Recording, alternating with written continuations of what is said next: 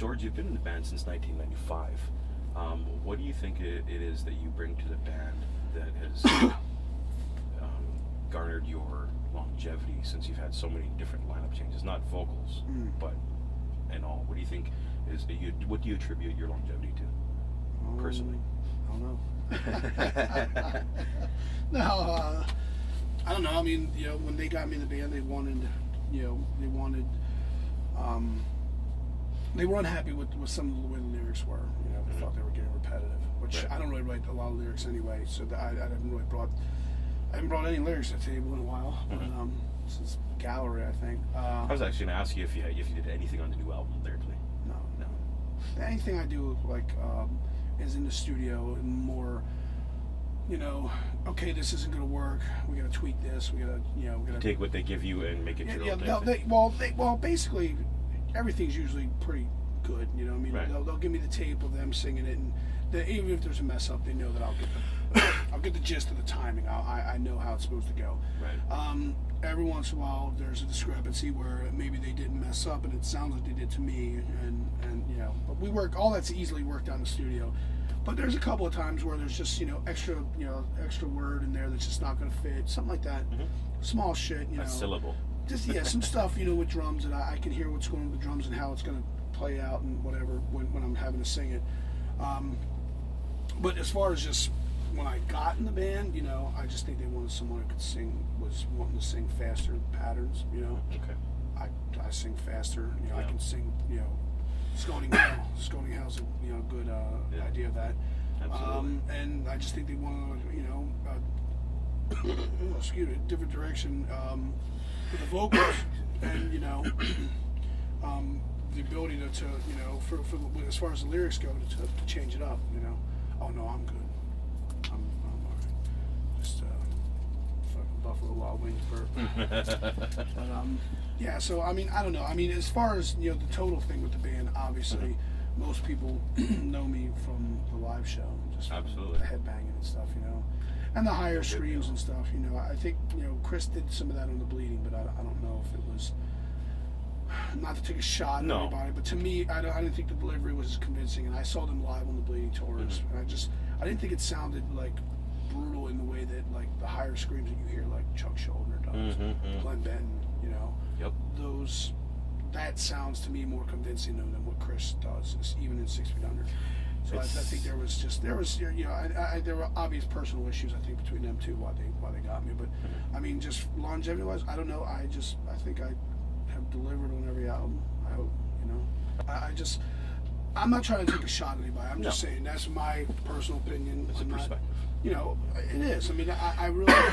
There's a lot of guys out there who are awesome singers who aren't getting the credit that I think he's gotten, and obviously he deserves credit for the old stuff in Cannibal because just I mean, he was part of the band and helped the band get to where it's at. I think the band's way bigger now than it was back when he was was given the boot. But there's it's not just all me. It's the band for sure. Obviously, Cannibal Corpse has suffered censorship in many different countries. Are any countries starting to loosen up on you guys at all, or is it still pretty much clamped down? Well, every country pretty much, stopped giving us, shit. Germany was the last one that actually gave us, we couldn't play songs from the first 3 albums. Right. Now, in the last few years, that's been lifted, and it's okay.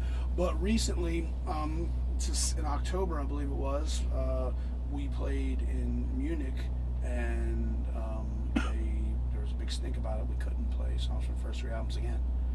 We couldn't play this, we couldn't play that. So. What's the difference, and I'm sure you probably discussed this many times, and I'm sorry to make you rehash it, but what's the difference from watching a horror movie or reading a horror or a novel do it from that medium as opposed to getting it from music? I think what those people that are censoring people, I think their point of view of it is that one person buys a book, one person watches a movie. You might go to a movie with a few friends, but we play concerts and hundreds of people at once show up. I mean, let's really look at all the cases of violence, you know what I mean, concerning, like, say, us. Just us. You know what I mean? Yep. I mean, you know, let's think about it, you know, and then let's think about, you know, violence at other shows, and you can't pin the blame. You know, if one person starts a fight at a show, a local show tomorrow, you can't blame.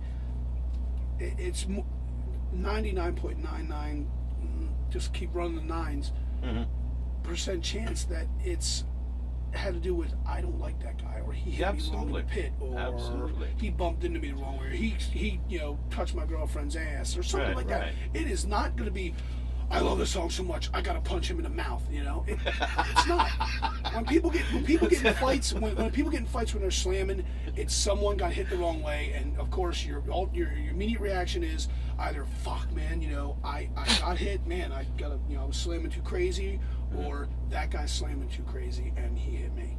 Right. You know, either I hit, you know what I mean, I was slamming crazy, I wasn't protecting myself, or that guy was slamming crazy and cracked me. And that's just, everybody has their own style in the pit, and everybody's doing their own thing. And, you know, I mean, yeah, some guys get really out of control with their arms and stuff. I mean, I don't know. I'm just saying that that's most of the time when you see violence at, like, one of our shows, you know, or it's somebody that already knew somebody from, you know, the 5 old shows beef. ago. Yep. An old beef, yeah. Or ex-friends, whatever. It could also be, you know, possibly looked at, or maybe you should be more looked at in a perspective of, it's in a controlled environment. And it's not like people are, you know, gathering together and shooting each other up or stabbing each other. Yeah, it might get physically rough. You might get banged around a little bit. It's in a controlled environment, and it actually gives kids a venue to vent rather than let it build up and then do something stupid. Well, I mean, you know, and the thing is, the people that are out to get us or to censor music and whatnot, we're pulling out. We're out of here. We're not playing the show. It's funny, man. You have people on here, like, we'll have some guests on here, you know what I mean? We'll be sitting fun drinking. You're not going to the next town with me. It's like, dude, this is a bus. It doesn't just start up and just start driving on the road, you know what I mean? Come on. But, you know, I think with censorship, it's just a lot of people,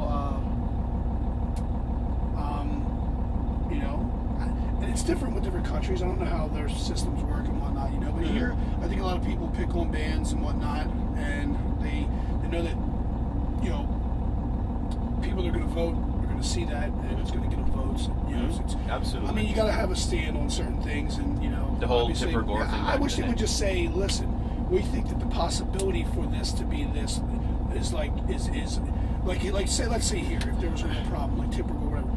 We think that this is what should be done. Let's all work together to make sure that we're protecting the kids. Not, you're all bad, you know. There, yeah. Aren't the people that are bad?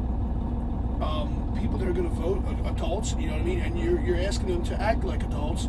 Okay, well then, you know, when adults have a problem, they don't just go around, you know, fucking each other over.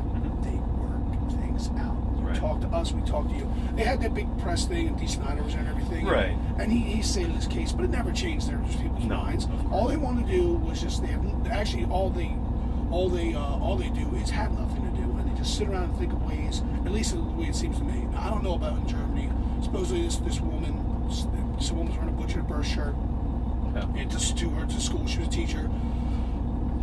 And blah, blah, blah. You know, next thing you know, she went on a crusade against us, and there's all these laws about violence and this and violence and that. And it's like, well, you know, the Nazis burned books and shit like that.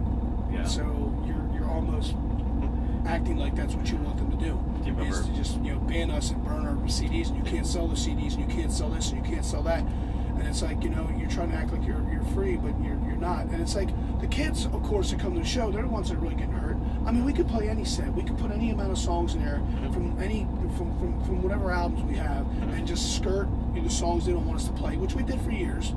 But the people that are getting screwed are the kids. Exactly. You know, they're the one, you know, and you think you're protecting them, and I just want to say, where is the proof that this is detrimental? Where's the proof that this is a bad thing?